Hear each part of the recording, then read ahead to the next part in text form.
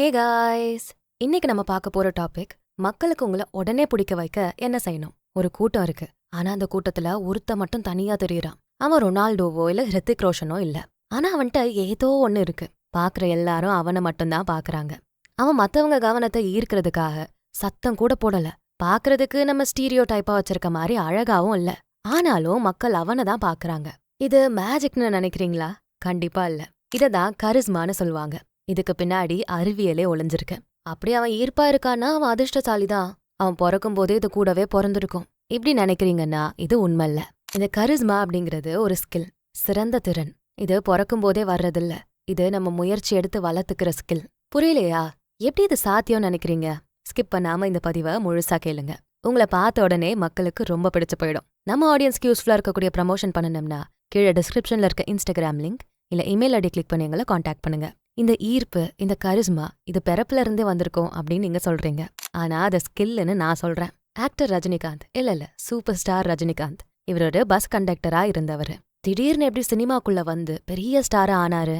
அவர் cigarette பிடிக்கிற ஸ்டைலும் அவரோட முகத்துல தெரிஞ்ச கரிஸ்மாவும் ஒரு இயக்குனரை ஈர்த்துச்சு. இந்த கரிஸ்மா சின்ன வயசுல இருந்தே, அதாவது ரஜினிகாந்துக்கு பிறந்தப்பல இருந்தே இருந்திருந்தா. எப்போவோ இவர் நிறைய பேர் கண்ணுல பட்டிருப்பாரு, எப்போ இவரை பெரிய ஆளா ஆக்கிருப்பாங்க. ஆனா டைம் எடுத்துச்சுல்ல. ஏன்?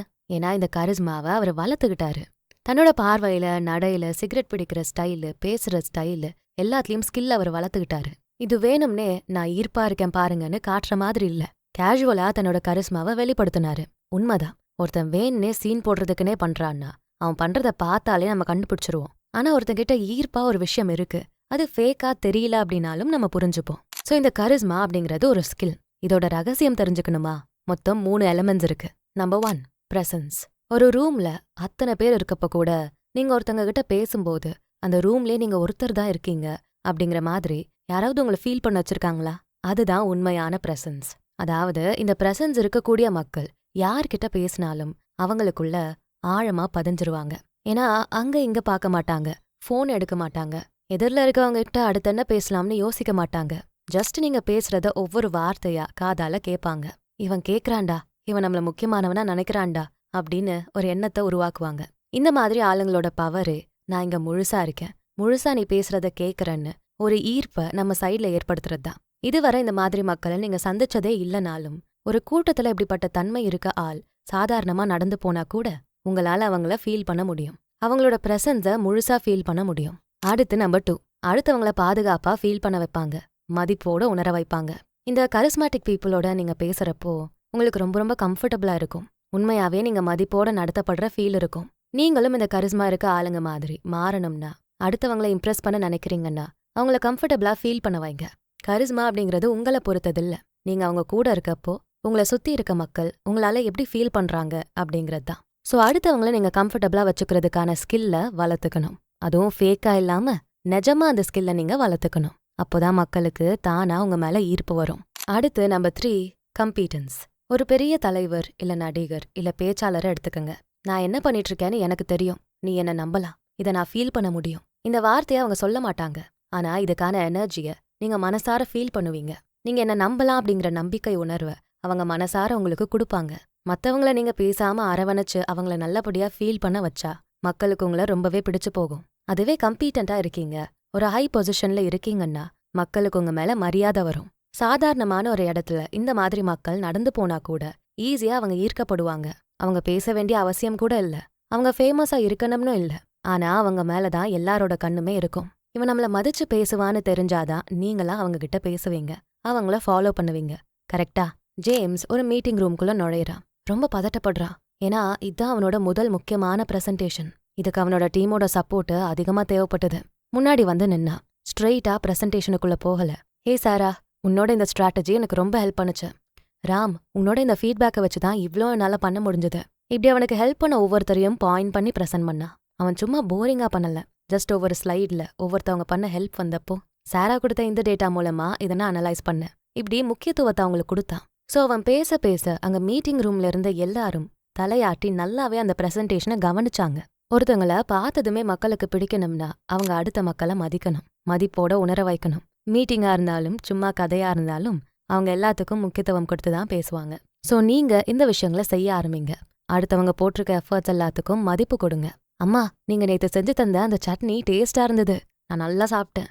இந்த மாதிரி அவங்களோட பங்களிப்புக்கு மதிப்பு கொடுக்கணும். யார்கிட்ட பேசினாலும் அங்க இங்கன்னு பராக்கு பார்க்காம ஃபோக்கஸ் பண்ணி பேசணும். மக்களோட பேரு நினைவுல வச்சு அவங்க கிட்ட பேசுங்க. பேசுறப்ப உற்சாகமான கேள்விகளை கேளுங்க. உங்க உணர்ச்சிகளை அந்தந்த பேச்சுக்கு ஏத்த மாதிரி வெளிப்படுத்துங்க. இத பயிற்சி பண்ண பண்ண கொஞ்சம் கொஞ்சமா இது உங்களோட ஸ்கில்லா மாறும். நீங்க ஜஸ்ட் வந்து நின்னாலே மக்களுக்கு உங்களை பிடிக்க ஆரம்பிச்சிரும். எல்லாத்துக்கும் மேல உங்களோட தன்னம்பிக்கை உங்க உடல் அசைவுகள்ல தெரியும். வார்த்தையால நீங்க பேசினாதான் மக்களை ஈர்க்க முடியும்னு இல்ல. நீங்க கை அசைக்கிற விதம், கால் அசைக்கிற விதம், முக பாவனைகள் இதெல்லாமே மக்களை ஈர்க்கும். நேரா நிமிர்ந்து நில்லுங்க. ஓவரா எக்ஸ்பிரஷன் கொடுக்காம அந்தந்த இடத்துக்கு ஏத்த மாதிரி எக்ஸ்பிரஷன் கொடுங்க. ஐ கான்டாக்ட் வச்சு பேசுங்க. ஸ்மைல் பண்ணுங்க. ஈனு பல்ல காட்டாம சிம்பிளான ஸ்மைல். அதுல ஒரு பாசிட்டிவ் எனர்ஜி தெரியணும். முக்கியமான ஒரு விஷயத்த சொல்றதுக்கு முன்னாடி ஒரு சின்ன பாஸ் ஒன்னு கொடுத்துக்கோங்க. என்னைக்குமே பொய்யா காட்டக்கூடாது, பொய்யா நடிக்கக்கூடாது. கண்டிப்பா மத்தவங்க கண்டுபிடிச்சிருவாங்க. அதனாலதான் சொன்னேன், இந்த கரிஸ்மா ஒரு ஸ்கில்லுன்னு. இதை நம்ம தினமும் பயிற்சி பண்ணி வளர்த்துக்கணும். அப்பதான் இது நம்ம கூடவே இருக்க ஒன்னா மாறும். உங்களே அறியாம இதை ஒரு அங்கமா மாத்தி மக்கள் மத்தியில ஈர்ப்பான ஆளா மாறுவீங்க. சோ பொய்யா நடிக்காம, பொய்யா அந்த கேரக்டர்ஸ் எல்லாம் வளர்த்துக்காம, உண்மையா இதை உங்களோட அங்கமா மாத்தி மக்கள் மத்தியில கரிஸ்மேட்டிக் பர்சனா மாறணும். உங்ககிட்ட என்ன பலம் இருக்குன்னு பாருங்க. நீங்க நல்லா கவனிப்பீங்கன்னா அந்த ஸ்கில்ல வெளிப்படுத்துங்க. ஸ்ட்ராங்கா வெளிப்படுத்துங்க. இல்ல நல்லா ஸ்மைல் பண்ணுவீங்கன்னா அதை வெளிப்படுத்துங்க. சோ உங்க பலம் என்னவோ அதை கவனிச்சு அதை நீங்க வெளிப்படுத்துறப்போ மக்கள் மத்தியில ஒரு ஈர்ப்பு இருக்கும். அதே மாதிரி நீங்க சொல்ற வார்த்தையும் உங்க செயலும் சரிசமமா இருக்கணும். உங்ககிட்ட என்ன தனித்துவம் இருக்கோ அதை வெளிப்படுத்தி ஸ்ட்ராங்கா காட்டணும். மத்தவங்களோட எதையுமே கம்பேர் பண்ணாம உங்களுக்குன்னு தனி கரிஸ்மேட்டிக் ஸ்டைல உருவாக்கிக்கோங்க. நான் முன்னாடியே சொன்ன மாதிரி மத்தவங்கள அரவணைக்கவும் செய்யணும், அந்த பவரையும் காட்டணும். இது உங்களை பிடிக்கவும் வைக்கும், உங்க மேல மரியாதையும் வர வைக்கும். அறிவியல் படி தன்னம்பிக்கையோட இருக்க மனுஷங்க தான் அதிகமா ஈர்ப்பா மக்களுக்கு தெரியுறாங்க. தன்னம்பிக்கையோட எல்லாத்தையுமே எடுத்து செய்யற மக்களை பார்த்து நிறைய பேர் ஈர்க்கப்படுறாங்க. அதே மாதிரி நீங்க நல்லா கவனிச்சு ஐ கான்டாக்ட் வச்சு பேசுனீங்கன்னா அதுவுமே கரிஸ்மாவை அதிகப்படுத்தும். இது நிறைய ரிசர்ச் பண்ணி கண்டுபிடிக்கப்பட்டது. ஸ்மைலே பண்ணாலும் பாரு குழந்தை சிரிப்பியா அவனுக்கு அப்படின்னு அங்க ஒரு ஈர்ப்பு இருக்கும். இதுவுமே ரொம்ப சக்தி வாய்ந்ததுதான். ஒருத்தங்க கிட்ட நம்ம ஸ்மைல் பண்ணிட்டு பேசணும்னா அவங்க நம்பிக்கைய நம்ம கெயின் பண்ண முடியும். இது அவங்களுக்கு கம்ஃபர்ட்டையும் கொடுக்கும். டாக்டர் ராபர்ட் ஜஜோனிக் பண்ண இந்த ஆராய்ச்சி படி நம்ம சிரிக்கிறப்போ நம்ம முகத்துல இருக்க தசைகள் எல்லாம் ஒருங்கிணையும். இந்த சமயத்துல நம்ம மூளைக்கு ரத்த ஓட்டம் அதிகமாகும். மூளையோட வெப்பநிலையும் இது குறைக்கும். சோ இது இயற்கையாவே ஒரு பிளஷரான உணர்வை உருவாக்கும். நம்ம ஹாப்பி மூடையும் தூண்டிவிடும். நம்ம ஸ்மைல் பண்ணா என்ன ஃபீல் வருமோ அதேதான் அடுத்தவங்க ஸ்மைல் பண்ணாலும் வரும். அதனாலதான் ஒருத்தங்க சின்னதா ஸ்மைல் பண்ணாலும் நம்ம திரும்ப ஹாப்பியா ஸ்மைல் பண்றோம். இங்க மிரர் நியூரான்ஸ் தூண்டப்படும். அதனாலதான் இப்படி நடக்குது. இந்த ஸ்மைல் கரிஸ்மாவோட ஹால்மார்க்னே சொல்லலாம். இவனை ரொம்ப பிடிக்கும்பா, எப்ப பார்த்தாலும் அந்த அழகான சிரிப்போடே இருப்பான், இப்படி சொல்வாங்க. உங்க தோற்றத்தோட அங்கமாவே இந்த சிரிப்பு மாறும். சோ நீங்க எங்க வெளியே போனாலும் மக்களோட கவனம் உங்க மேலதான் இருக்கும், அந்த ஸ்மைலிங் ஃபேஸ்னால. அப்புறம் இந்த ஈர்ப்பு அதிகமா இருக்க மக்கள் அடிக்கடி தன்னை விட மிக பெருசா இருக்க ஐடியாஸ் எல்லாம் பத்தி பேசுவாங்க. தெளிவான இலக்கோட எதிர்காலம் இப்படி இருக்கணும்னு தைரியமா மக்கள் முன் வருவாங்கல்ல, அவங்க எல்லாருமே இந்த கரிஸ்மேட்டிக் பீப்புள் தான். இதுக்கு ஸ்டீவ் ஜாப்ஸோட வாழ்க்கை பெஸ்டான எக்ஸாம்பிள்ஸ். பெப்சி சிஇஓ ஜான் ஸ்கல்லிய அவர் வேலைக்கு எடுத்தப்போ அவர் யூஸ் பண்ண வார்த்தைகள் தான் ஸ்கல்லிய ரொம்பவே ஈர்த்துச்சு. இதான் உன் சேலரி, இப்படிதான் உன் வேலை இருக்க போகுதுன்னு ஸ்டீவ் சொல்லல, பர்பஸ சொன்னாரு. ஜூஸுங்கிற பேர்ல இந்த சக்கரை தண்ணிய விற்க போறியா இல்ல பொதுவிதமான மாற்றத்தை உருவாக்க போறியா அப்படின்னு கேட்டாரு. இங்கதான் ஸ்கல்லிக்கு ஸ்ட்ராங்கான தாக்கம் ஏற்பட்டுச்சு. உடனே பெப்சியை விட்டுட்டு ஆப்பிள் கம்பெனிக்குள்ள வந்தாரு. சோ ஸ்டீவ் ஜாபோட முடிவு தெளிவா இருந்தது.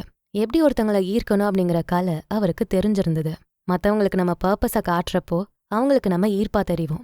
காலத்துக்கும் நம்ம மேல இருக்க ஈர்ப்பு போகாது. இப்படி ஈர்க்கக்கூடிய மக்கள் கிட்ட நிறைய குணங்கள் இருக்கு.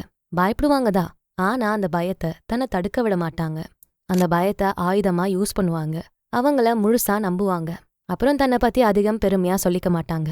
ஆனா மக்கள் கிட்ட ஈர்ப்பு உருவாக்குற விதத்துல தன்னோட சொந்த விஷயங்களை பகிர்ந்துப்பாங்க. ஏன்னா நம்ம மூளை அப்படி அமைக்கப்பட்டுருச்சு. ஒரு பெரிய செலிபிரிட்டி வந்து நின்னு என் கதையை நான் சொல்றேன் கேளுங்க அப்படின்னா நம்ம நல்லா கேட்போம்.